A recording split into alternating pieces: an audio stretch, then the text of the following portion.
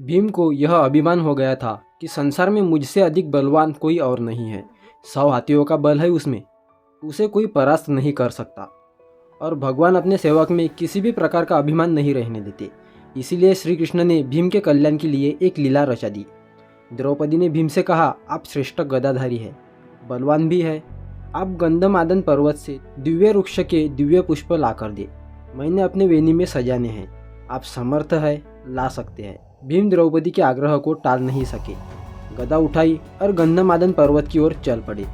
मदमस्त हाथी की तरह किसी तनाव से मुक्त निडर भीम कभी गदा को इस कंधे पर रखते, कभी दूसरे कंधे पर रखते, बेफिक्री से गंधमादन पर्वत की ओर जा रहे थे। सोच रहे थे, अब पहुंचा तब पहुंचा, दिव्य पुष्प लाकर द्रौपदी को दूंगा, वह प्रसन्न हो जाएंगी। लेकिन अचानक उसके बढ़ते कदम रुक गए। देखा, एक वृद्ध लाचार और कमजोर वानर मार्ग में एक बड़े पत्थर पर बैठा हुआ है। उसने अपनी पूंछ आगे के उस पत्थर पर बिछा रखी है, जिससे रास्ता रुक गया है। पूंछ हटाए बिना आगे नहीं बढ़ा जा सकता। अर्थात उस वानर ने अपनी पूंछ से मार्ग रोक रखा था। और कोई भी बलवान व्यक्ति किसी को उल्लंघन कर मार्ग नहीं बना सकता, बल्कि मार्ग की बाधा को हटाकर आगे बढ़ता है। बलवान व्यक्ति बाधा सहन नहीं कर सकता, या तो वह बाधा स्वयं हटाता है या उस बाधा को ही मिटा देता है। इसीलिए भीम भी रुक गए। जब मद, अहंकार और शक्ति बढ़ जाती है तो आदमी अपने आप को आकाश को छूता हुआ समझता है। वह किसी को भी खातिर में नहीं लाता और अत्यधिक निरंकुश शक्ति ही है व्यक्ति के विनाश का कारण बनती है।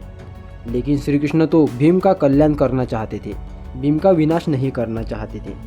भीम ने कहा, ऐ वानर, अपने पूंछ को हटाओ, मैंने आगे बढ़ना है। वानर ने देखा, एक बलिष्ठ व्यक्ति गदा उठाए, राजसी वस्त्र पहने, मुकुट धारण किए, बड़े रूप के साथ उसे पूंछ हटाने के लिए कह रहे हैं। हैरान हुआ, पहचान भी गया, लेकिन चूंकि वह श्री कृष्ण की लीला थी इसलिए चुप हो गया। तुम वृद्ध हो इसीलिए कुछ नहीं कह रहा। वानर गंभीर हो गया, मन ही मन हंस दिया और कहा, तुम देख रहे हो मैं वृद्ध हूँ, कमज़ोर भी हूँ, उठ नहीं सकता। मुझ में इतनी ताकत कहाँ कि मैं स्वयं ही अपनी पूंछ हटा लूँ। तुम भी कष्ट कर लो, मेरी पूंछ थोड़ी इधर सरका दो और आगे निकल जाओ। भीम तेवर कसे, गदा कंधे से हटाई, नीचे रखी। इस वानर ने मेरे बल को ललकारा है, आखिर है तो एक पूंछ ही, वह भी वृद्ध वानर की। कहा, यह मामूली सी पूंछ हटाना भी भला कोई मुश्किल बात है? यह तुमने क्या कह दिया? मैंने बहुत बलवानों को परास्त किया है, धूल चटाई है, 100 हाथियों का बल है मुझ में। इतना कहकर भीम ने अपने बाएं हाथ से पूंछ को ये पकड़ा, जैसे एक तिनके को पकड़ रहा है, कि उठाया, हवा में उड़ा दिया। लेकिन भीम से वह पूंछ हिली भी नहीं। फिर उसने दाएं हाथ से पूंछ को हटाना चाहा, लेकिन दाएं हाथ से भी पूंछ तिल मात्र नहीं हिली। भीम ने वानर की तरफ देखा, वानर मुस्कुरा रहा था। भीम को गुस्सा आ गया। भीम ने दोनों हाथों से भरपूर जोर लगा दिया। एक पाँव को पत्थर पर रखकर आसरा लेकर फिर जोर लगाया, लेकिन हर बार भीम हताश हुआ। जिस पूंछ को भीम ने मामूली और कमजोर वानर की पूंछ समझा था, उसने उसके पसीने छुड़वा दिए थे और भीम थककर निढाल होकर एक तरफ खड़ा हो गया। सोचने लगा, यह कोई मामूली वृद्ध वानर नहीं है, यह दिव्य व्यक्ति है और इसकी असीम शक्ति का मैं सामना नहीं कर पाऊंगा। विनम्र और झुका हुआ व्यक्ति ही कुछ पाता है, अकड़ उसे ले डूबती है, ताकत काफूर हो जाती है और भीम वाकई वृद्ध वानर के सामने कमजोर लगने लगता है। मद और अहंकार काफूर हो गया, और जब मद और अहंकार मिटता है तभी भगवान की कृपा होती है। भीम ने कहा, मैं आपको पहचान नहीं सका, जिसकी पूंछ को मैं उठा नहीं सका वह कोई मामूली वानर नहीं हो सकता। मुझे क्षमा करे और कृपया अपना परिचय दे। वानर उठ खड़ा हुआ, आगे बढ़ा और भीम को गले लगा लिया।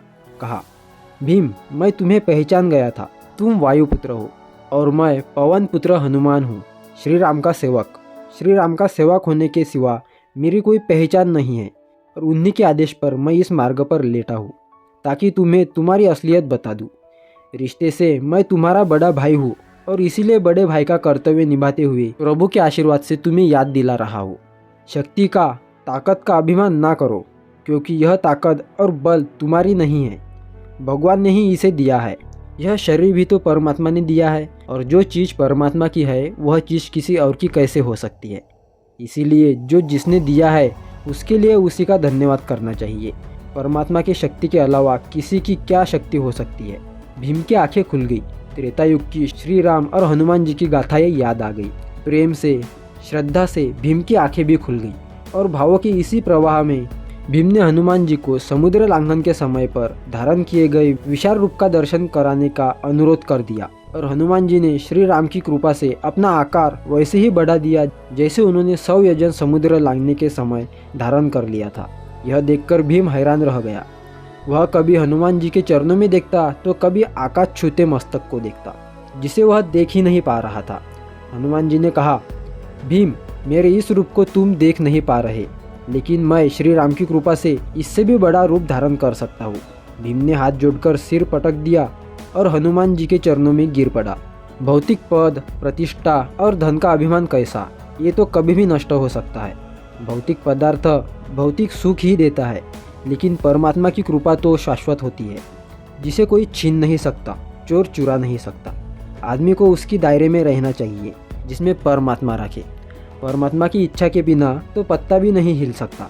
इंसान की ज़िंदगी का क्या भरोसा, किसी भी मोड़ पर 4 कदम की दूरी पर ख़त्म हो सकता है। दोस्तों, आपको यह वीडियो कैसा लगा हमें कमेंट बॉक्स में ज़रूर बताएं और इसी तरह की वीडियो देखने के लिए चैनल को सब्सक्राइब कर बेल आइकन पर और ज़रूर क्लिक करें। मिलते हैं अगली वीडियो में, तब तक के लिए जय श्री राम।